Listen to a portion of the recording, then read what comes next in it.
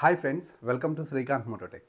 Friends, చాలామంది చాలాసార్లు comment చేసినటువంటి ఒక మోస్ట్ ఇంపార్టెంట్ కామెంట్ N150 అలాగే N160 సింగిల్ సీట్ ఈ రెండింటికి మధ్య కంపారిజన్ అన్నమాట. సో నేను ఈ వీడియోలో దీన్ని బ్రేక్ డౌన్ చేయబోతున్నాను. ఎవరైతే N150 N160కి మధ్య కంపేర్ చేస్తూ ఒక కొలిక్కి రాకుండా కన్ఫ్యూజ్ అవుతూ ఉంటారు చూడండి, వాళ్ళకి ఈ వీడియో చాలా బాగుంటుంది. ఆన్ పాయింట్ డీటెయిల్స్ అయితే మీకు నేను చెప్తాను.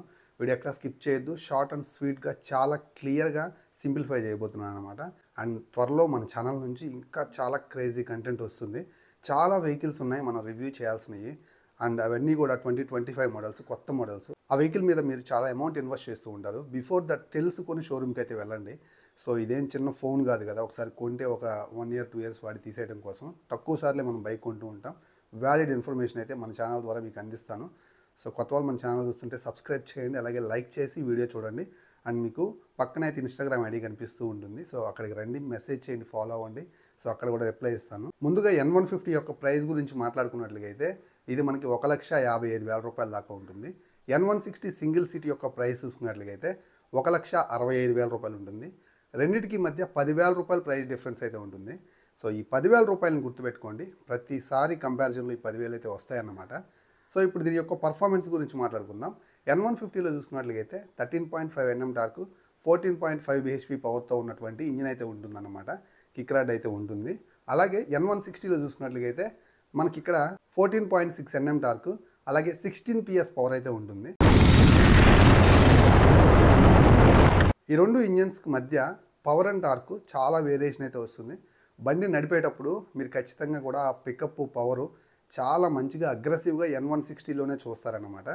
సో ఈ 10,000 రూపాయల ప్రైస్ అనేది మీకు పెద్ద ప్రాబ్లం కాదు అనుకున్నట్లయితే, మంచి పర్ఫార్మెన్సే మీ మెయిన్ ప్రయారిటీ అయితే Bajaj Pulsar N160 single seat అయితే కళ్ళు మూసుకొని అయితే కొనుక్కోవచ్చు. నేను ఈ రెండింటికి సంబంధించినటువంటి రివ్యూస్ అయితే చేశాను. ఈ వీడియో ఎండింగ్లో ఇస్తాను. డైరెక్ట్గా అక్కడికి వెళ్ళి మీరు ఓపెన్ చేసుకొని క్లియర్గా ఒకసారి చూడండి రెండు వీడియోస్, తర్వాత డెసిషన్ అయితే తీసుకోండి. ఇక్కడే నేను చాలా వరకు మీకు క్లారిటీ అయితే ఇస్తాను. వీడియో ఎండ్ వరకు చూడండి. నెక్స్ట్ ఈ రెండు వెహికల్స్ యొక్క మైలేజ్. బజాజ్ పల్సర్ N150లో చూసుకున్నట్లయితే 50 కిలోమీటర్ల మైలేజ్ వస్తుంది. N160లో చూసుకున్నట్లయితే 45 కిలోమీటర్ల మైలేజ్ అయితే వస్తుంది. బజాజ్ పల్సర్ N150ని మీరు కనుక కొంచెం డీసెంట్ సైడ్ నడుపుకుంటే, ఎందుకంటే 150cc కాబట్టి పవర్ అండ్ టార్క్ కూడా అలాగే ట్యూన్ చేయబడ్డాయి కాబట్టి ఒక 60 కిలోమీటర్ల దగ్గరలో హైవే మీద ఇప్పుడు కమ్యూట్ చేసే వాళ్ళకైతే 55 కిలోమీటర్ల దాకా వచ్చే అవకాశం అయితే ఉంటుంది. సో N160 అయితే అలా నడుపుకోలేదు, ఎందుకంటే ఇది కొంచెం అగ్రెసివ్ సైడే ఉంటుంది కాబట్టి ఆ రకంగా నడిపే వాళ్ళే దాన్ని చూస్ చేసుకుంటారు. అలా నడుపుకున్నట్లయితే కొంచెం రఫ్ అండ్ టఫ్గా అగ్రెసివ్గా నడుపుకుంటే N160 మీకు 40 కిలోమీటర్లకి తగ్గే అవకాశం కూడా ఉంటుంది. ఇక్కడ మీకు మెయిన్ ప్రయారిటీ మైలేజ్ అయితే మాత్రం ఈ 10,000 రూపాయల ప్రైస్ డిఫరెన్స్లో హ్యాపీగా మీరైతే N150 అయితే తీసుకోండి. ఈరోజు 10,000 ఎక్స్ట్రా ఉన్నాయి కదా అని చెప్పి మీరు మైలేజ్ సెంట్రిక్ బైక్ చూస్తూ ఈ 10,000 ఈరోజు పెట్టి N160 తీసుకుంటే ఫ్యూచర్లో మీకు ఏంటంటే కంటిన్యూస్గా డైలీ మీరు ఆ ఫీల్ అవుతూనే ఉంటారు ఆ మైలేజ్ తక్కువ రావటాన్ని. ఇది గుర్తుపెట్టుకోండి. Next Bajaj Pulsar N150 N160 రెండు కూడా సింగిల్ సీట్ తోటే వస్తాయి. దూరం నుంచి చూస్తుంటే ఏది ఏ బైక్ కూడా మనం చెప్పలేం. ఇదే N150 ఇదే N160 అనేది అర్థం కాదన్నమాట. దగ్గరికి వెళ్తేనే అర్థమవుతుంది. సింగిల్ సీట్లు రెండు కూడా చాలా ప్రాపర్గా చేశారు. వైడర్గానే ఉన్నాయి. ఫ్యామిలీ లేడీస్ చక్కగా ఎక్కి కూర్చోగలుగుతారు, మీతో పాటు ట్రావెల్ చేయగలుగుతారు. సీట్ కంఫర్ట్ వైజ్ అయితే మాత్రం రెండు మీకు చాలా అంటే చాలా బెటర్గానే ఉంటాయి. అక్కడైతే మిమ్మల్ని డిసప్పాయింట్ అయితే చేయవు. సో ఇక రెండింటి యొక్క సస్పెన్షన్ గురించి మాట్లాడుకోవాలి. రెండిట్లో మనకి బ్యాక్ సైడ్ మోనోషాక్ సస్పెన్షన్ వస్తుంది. ఫ్రంట్లో వచ్చేసరికి N150లో మనకి 30 mm సస్పెన్షన్ ఉంటే N160లో 37 mm అయితే ఉంటుంది. ఈ 10,000 రూపాయల ప్రైస్ సెగ్మెంట్లో నాకు front to back complete suspension కావాలి. సో బెటర్ సస్పెన్షన్ ప్లేబ్యాక్ కూడా ఉండాలనుకున్నట్లయితే మీరు N160 10,000 రూపాయలు పెట్టి అయితే తీసేసుకోవచ్చు అన్నమాట. ఇక N150లో బ్యాక్ సైడ్ టైర్ చూసుకున్నట్లయితే 120/80 సెక్షన్ టైర్ 17 ఇంచ్ టైర్ అయితే ఉంటుంది. N160లో చూసుకున్నట్లయితే 130/70 17 ఇంచ్ టైర్ అయితే ఉంటుందన్నమాట. సో టైర్ పెద్దగా అయితే మాత్రం మీకు N160లోనే లభిస్తుంది. సో ఈ 10,000 రూపాయల ప్రైస్ సెగ్మెంట్లో వైడర్ టైర్స్ కోసం అయితే మాత్రం మీరు N160 అయితే తీసుకోవచ్చు. ఇక లుక్స్ గురించి మాట్లాడుకున్నట్లయితే N150 అయినా N160 అయినా మీరు లుక్స్ ప్రయారిటీ పెట్టి తీసుకుందాం అనుకుంటే ఏది తీసుకున్నా ప్రాబ్లం లేదు. ఎలా చూసుకున్నా ఈ రెండు వెహికల్స్ చాలా మంచి లుక్స్ అయితే ఉన్నాయి. ఈ మధ్య కాలంలోనే తక్కువ టైంలో యూత్ని అయితే ఎక్కువ టార్గెట్ చేసే వాళ్ళు ఓన్ చేసుకున్నారు. అండ్ తీసుకుంటే ఈ వెహికలే తీసుకోవాలని చెప్పి డిసైడ్ అయ్యి కూర్చున్నారన్నమాట. అది నేను బాగా గమనిస్తాను, ఎందుకంటే నేను సోషల్ మీడియా ఇన్ఫ్లుయెన్సర్గా ఉంటున్నాను కాబట్టి నేను డైలీ ఎంతోమంది ఒపీనియన్స్ని కామెంట్ రూపంలో చూస్తూ ఉంటాను. సో దాని ఉద్దేశమే నేనైతే మీకు చెప్తున్నాను. చాలా మంచి లుక్స్ అయితే ఉన్నాయి. పబ్లిక్ అటెన్షన్ని గ్రాప్ చేస్తుంది. బయట సొసైటీలో కూడా మంచి మార్కెట్ అయితే ఉందన్నమాట. సో ఫ్రంట్ టు బ్యాక్ మనకి ఎల్ఈడితో ప్రొవైడ్ చేస్తున్నారు. Side indicator lights halogen bulb setup తోటి ఆఫర్ చేస్తున్నారు అన్నమాట. మనకు అలాగే ఇవి మెటల్ ఫ్యూయల్ ట్యాంక్ తోటి వస్తున్నాయి.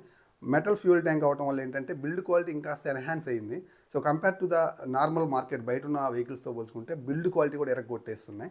సో ఇలాంటి మంచి మంచి డిపార్ట్మెంట్స్లో ఇవి ప్రూవ్ చేసుకోవడం వల్ల ఇవి చాలా మంచి వెహికల్స్గా ముందు రోజుల్లో ముందుకు వెళ్ళే అవకాశం అయితే ఉంటుంది. ఇప్పుడు ఫైనల్గా నా ఒపీనియన్ చెప్తాను వినండి. సో N150 ఎవరైతే తీసుకోవాలనుకుంటున్నారో వాళ్ళైతే ఆ 10,000 రూపాయల బడ్జెట్ స్ట్రిక్ట్ అయి ఉండి అండ్ మైలేజ్ మీకు చాలా ఇంపార్టెంట్ అయి ఉంటే మాత్రం దయచేసి మీరు N160 తీసుకోవద్దు. ఎందుకంటే N160 మీరు తీసుకుంటే మైలేజ్ వైజ్ చాలా ప్రాబ్లం ఫేస్ చేస్తారు ఫ్యూచర్లో. సో మీరు కమ్యూట్ చేసుకునే వాళ్ళు అయ్యండి, న్యూ జాబర్స్ అయ్యండి, కొత్తగా ఒక చిన్న ఉద్యోగం వెతుక్కొని ఉంటే మాత్రం అలాంటి పని మీరు దయచేసి చేయొద్దు. సో మంచి పవర్ అంటార్కే లిమిటెడ్గా ఉంటుంది, చక్కగా నడిపించుకోవచ్చు. 60 కిలోమీటర్ల దగ్గర కమ్యూట్ చేస్తే మీకు 55 కిలోమీటర్ల మైలేజ్ అంటే అంత ఈజీ అయితే కాదన్నమాట. దీన్ని మీ ఫ్యామిలీకి ఉపయోగించుకోవచ్చు. మీ ఫ్యామిలీని దించిన తర్వాత అప్పుడప్పుడు మీ యొక్క పర్సనల్ యూసేజ్ కోసం మీరు నడుపుకుంటూ ఉంటే స్టైల్ ఏమాత్రం తగ్గదు, లుక్స్ ఇరగొట్టేస్తుంది, మీకు కూడా చాలా బాగుంటుంది అపియరెన్స్ వైజ్ కూడా. సో ఇప్పుడు N160 ఎవరు తీసుకోవాలని అంటే, సో ఎవరైతే నాకు మెయిన్ ఇంజన్ పర్ఫార్మెన్సే ముఖ్యం, కొంచెం అగ్రెసివ్గా నడుపుతాను, రఫ్గా హ్యాండిల్ చేస్తాను, నాకు ఆ ఫన్ అండ్ ఏదైతే ఆ పవరే ముఖ్యం అనుకునే వాళ్ళు N160 సింగిల్ సీట్ అయితే తీసుకోవచ్చు ఫ్యామిలీని దృష్టిలో పెట్టుకొని. సో సస్పెన్షన్ కూడా ఫ్రంట్లో కొంచెం మీరు పెట్టే ఆ 10,000 రూపాయల ప్రైస్కి సస్పెన్షన్ బ్యాక్ సైడ్ టైరు రెండు కొంచెం పెద్దగా వస్తాయి కాబట్టి మైలేజ్ గురించి మర్చిపోయి మీరైతే హ్యాపీగా తీసుకోవచ్చు. రఫ్గా ఒక 40-45 కిలోమీటర్ల మైలేజ్ని దృష్టిలో పెట్టుకోండి.